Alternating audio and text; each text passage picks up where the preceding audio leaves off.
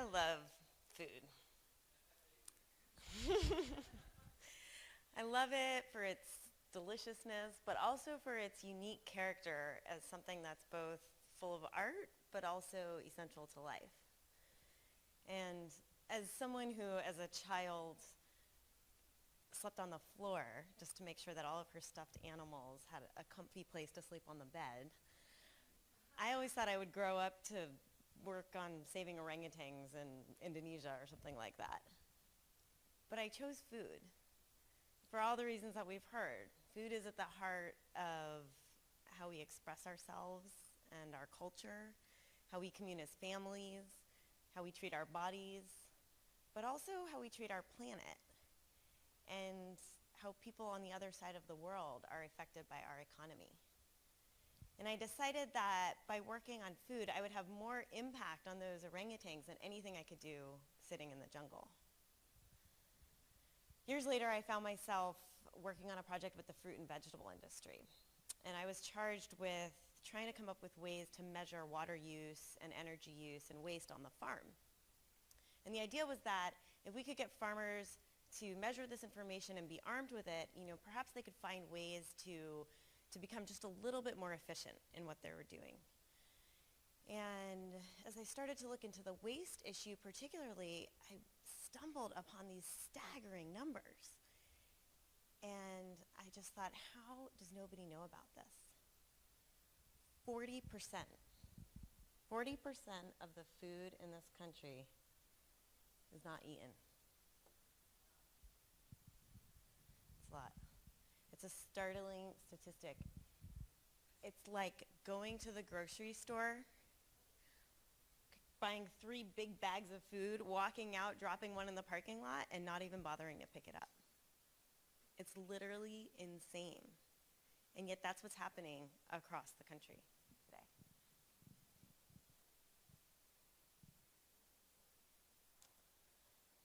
It's a startling statistic, but I present it to you with a strong ray of hope. Working in the environmental field can be pretty depressing at times. Often the problems are so big that it could take generations to solve them. Think of climate change. But this is not one of them. We have all of the tools in our toolbox to do something about this today and right now. My father grew up in the Philippines, actually. He was the son of World War II refugees. And my mother was raised in Queens by parents who ran a lamp store. What that meant for me as a child was pure embarrassment. I would have friends over for dinner, and my mom would pour water in the salad dressing container and shake it up just to get those last little bits out. And then we'd sit down to dinner, and my father would be snorting and slurping as he sucked the last little bits off the chicken bone. And I hid my head like this, Food that fell on the floor got rinsed, and food that was a little past its prime got put in something where questionable flavors would not shine through. Maybe you know somebody like that? Anyone? And I'm going to guess, if you do, that they have some life story of some time or place where food was not as readily accessible or easy to come by. They might know what it's like to live without it, in fact. And so they hold a different respect for it. And there's a lot to respect. Not only being life essential and delicious, but food is a serious investment. We invest in the US 80% of our water in agriculture. And over half of our land area is going to grow food. And yet this is happening. And we're pouring resources into food that's not getting eaten.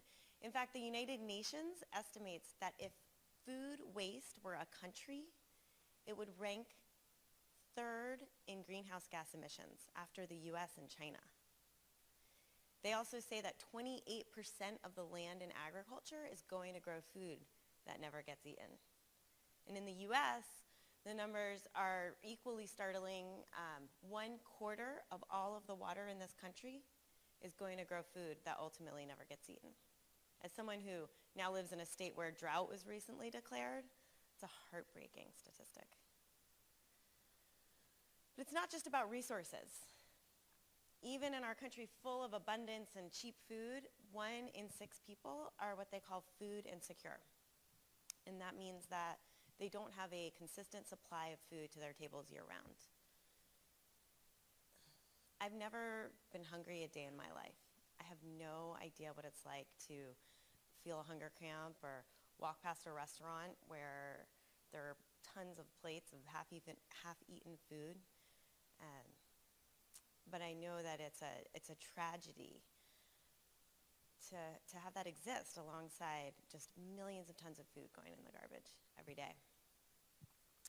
There's a woman named Ashley Stanley. She runs a food recovery nonprofit in Boston. And she says of hunger in the US, it is the most preventable, solvable, unnecessary problem that we've got. And in fact, though it's not as simple as this straight equation, 1/3 of all of the calories that are wasted in this country could give every single food insecure American their total diet. As Lisa said to me the other day, last night, say it, Lisa. It's a crime against the universe. That's what she said to me last night. Beyond America, I'm sorry, I skipped this, but this is a dumpster outside of a business.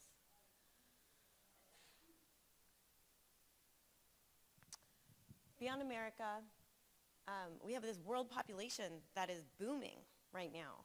The UN predicts we will need to come up with 60% more food than we have today in order to feed the population in just over 3 decades from now.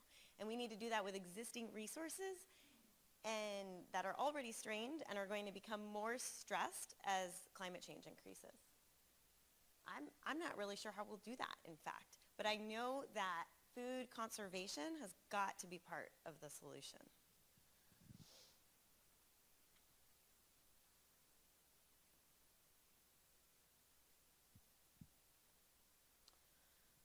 If we're going to really solve this problem, we need to understand what's driving it a little better. And ironically, though we're throwing money away in the form of food, it's also financial motivations that are often driving the waste. So my parents that won't throw a morsel away, now they shop at Costco. And they cannot resist a deal. And try as they may to freeze things and cut mold off things and pawn off 2-pound blocks of cheese on their daughters, they cannot keep up with their own shopping habits. And you don't have to be a food waste geek like I am to really understand what's driving this issue. Just think about the last week of your life. Maybe you got home really exhausted and threw a frozen pizza in the oven even though you'd bought ingredients for a meal. Maybe you had to buy a whole bunch of parsley but only needed a sprig for a recipe. Maybe you just made too much pasta and didn't feel like eating it the next day. It's happening in little bits everywhere across our lives, and so the upside of that is that it's little things that can help to turn it around. For businesses, it's a bit different. For businesses, the cost of labor and real estate is more expensive than the cost of food, oftentimes. And so they're prioritizing things that way. For instance, it used to be that a grocery store would have a kitchen on site, and so they would take a bruised melon to that kitchen, cut out the bruise, cut it up in a fruit salad, and sell it for twice the price. But now, many supermarkets don't have a kitchen on site, and they buy fruit salad already made from a processor. And so when that bruised melon comes up, they have nothing to do but throw it in the trash. And we see examples like this all over. And there are just stores, restaurants, our homes, there's always a reason for why food's getting wasted, but that doesn't mean it makes sense. Food is the number 1 contributor to landfills today. And when it gets there, it produces methane, which is a greenhouse gas, much more potent than carbon dioxide. Now, I know you guys are all thinking, well, this is Portland, yeah. We compost here, we're good, we don't have this problem. And that's true. And Portland has done just fantastic things. I don't know of another city where you collect your garbage only every other week. It's really impressive. But to think about this problem a little more, the EPA has constructed this food surplus hierarchy. And what it says, this is essentially the reduce, reuse, recycle mantra, but for food. And what it says is, first, let's focus on reducing the amount of surplus that exists, period. And then if we have surplus, let's get that to people so that they can eat it. And then, if not people, animals. And if not animals, then, and only then, should we be putting it into bioplastics or composting or anaerobic digestion, which creates energy out of food scraps. And so I like to think about this whenever I try to come up with solutions. Composting, people often say to me, oh, so what, you don't like composting? No, I love composting. I think it is a great thing to do with food that you can't do any of these other things with. But it's a waste management strategy. It doesn't stop the use of all those resources, but prevention does, and I like to call it food conservation.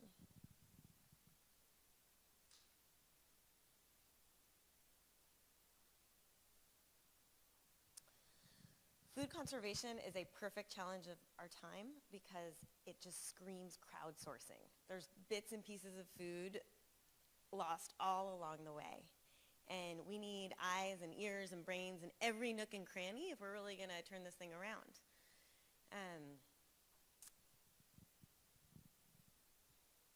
It sounds hard, but it's actually very simple. We just need to value our food. Just imagine if we operated under the belief that food were this really valuable asset that took a lot of resources to produce and was actually critical to our survival. And then because of that, we shouldn't waste it. What would that look like? When I think about that vision, I see a system that has much more precision behind every turn and every meal. I see a culture that's more understanding of imperfections and more understanding of items running out, but less tolerant of huge portions that are unlikely to be finished. And a mindset where quantity does not equate to value, necessarily. But you might see something different. You might see a way to use those plums from your prolific backyard tree. You might see a dish that you can make out of carrot tops and squash peels, or a way to reorganize your restaurant's menu so that someone on a low-carb diet doesn't end up with a platter full of potatoes. We each encounter the waste of food in our own way, and so we each have a different opportunity to really do something about it. And if we can get our friends and families and customers and readers to start to care and act as well, it could have this ripple effect that could really streamline our whole food system.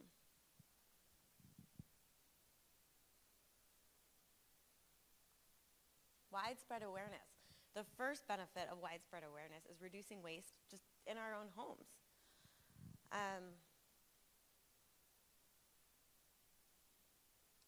The average American throws out 25 pounds of food per month.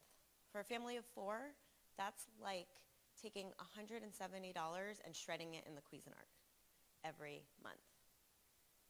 As a country tally for the year, that's $165 billion worth of food, and that's billion with a B. But it has not always been this way, right? We just heard from Lisa.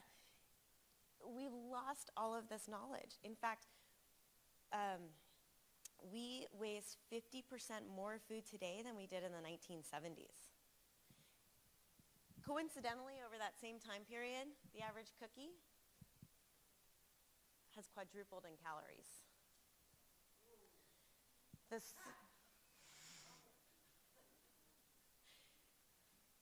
surface area of the average dinner plate has grown 35% since the 60s. Even the recipes in the joy of cooking have grown. A recipe that used to serve 10 now serves 7. We've lost our knowledge. We've lost our tradition of using food in creative ways. We're letting our time constraints make our food choices for us. And we need to go back to some of the more creative ways. We need to go back to that old world knowledge and think about, how do we conserve food? I'll just start with 3 simple guidelines, though there are many more that could add to it. The first, make a shopping list. Plan your meals, make a shopping list, and only buy what's on your shopping list, right?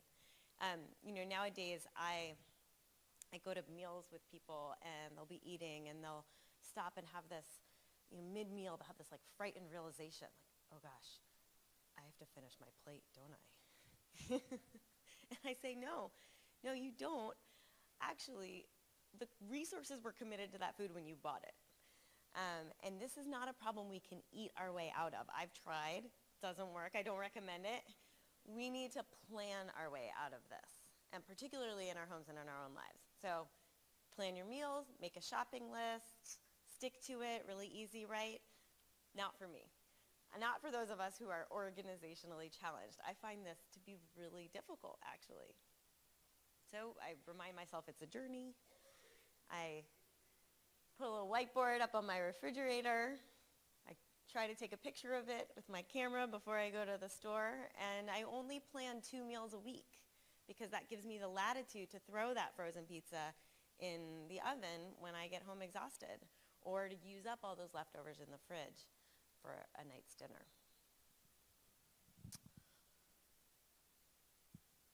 Second, use your freezer. I think the freezer is the most underutilized part of our kitchen.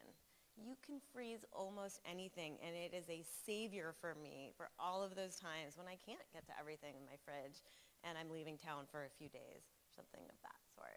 This, however, is not my freezer. I aspire for my freezer to look like this.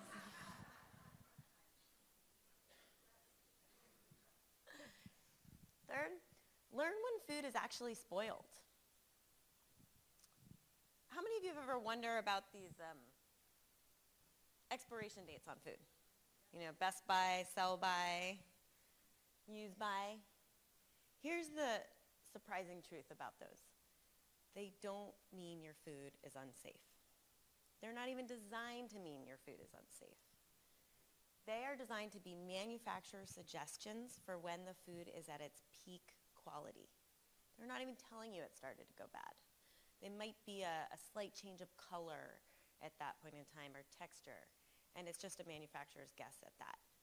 And yet 9 out of 10 Americans are throwing food away at times because perfectly good food, because they misunderstand these dates. So not sure how to tell when your food is bad? Ask your grandma.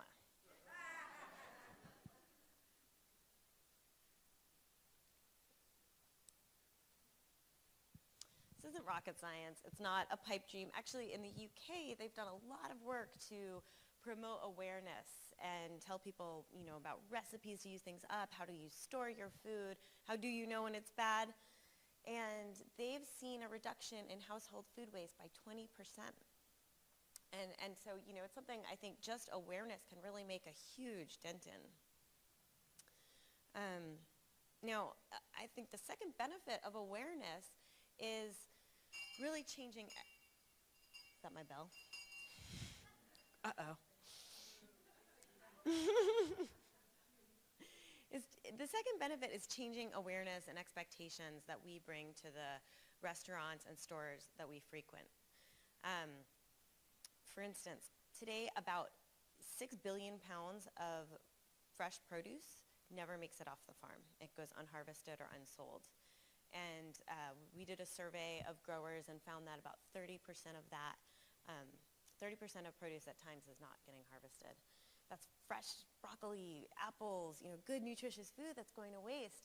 And there's several different reasons why, but a lot of it is just what it looks like. The color, the shape, the size. I had one peach farmer tell us that of the peaches he cannot sell, for 8 out of 10 of them, you wouldn't be able to tell him what's wrong with it. 8 out of 10. One way to fix this is to actually harvest that food and get it to people, and that's happening. There's a program in California called the Farm to Family program that's harvesting food that would normally get skipped over, and they're just putting it in a different bin, and they're selling it to food banks at a very reduced cost. Another way to do this is to stop demanding perfect food as consumers, right? To create a market for those imperfect foods as well as those perfect ones. That might be this brand that I'm going to start one day called Funny Fruit. It might also be, buying some peaches that are just a little overripe and putting them in a cobbler for your dish.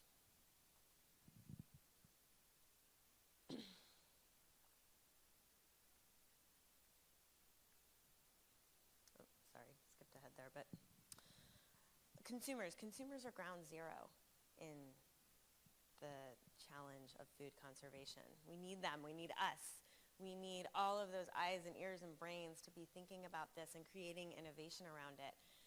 Since I began working on this topic, I have had so many people come up to me and tell me about their bright idea as to how they're going to take this issue on.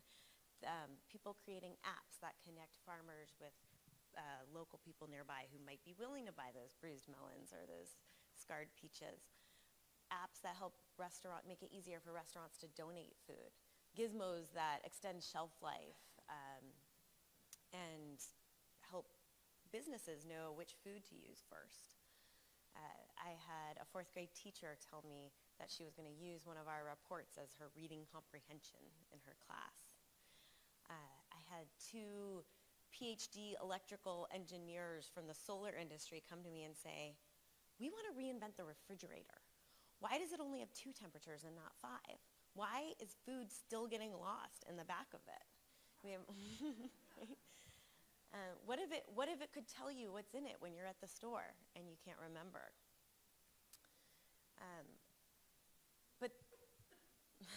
Right, what if it could freeze things for you? Exactly. This innovation, we're just at the beginning of it. There's so much more to do. And it's up to all of us. So, you can go design a refrigerator or pour water in your salad dressing container or just come up with a meal to use up all those random ingredients in your fridge. It's a time for all of us to be creative, and innovation is not limited to technology. We need to design a new paradigm where we believe that food is really this valuable asset that is critical to our survival and takes a huge amount of resources to produce, and that because of that, we need to value every last bit of it.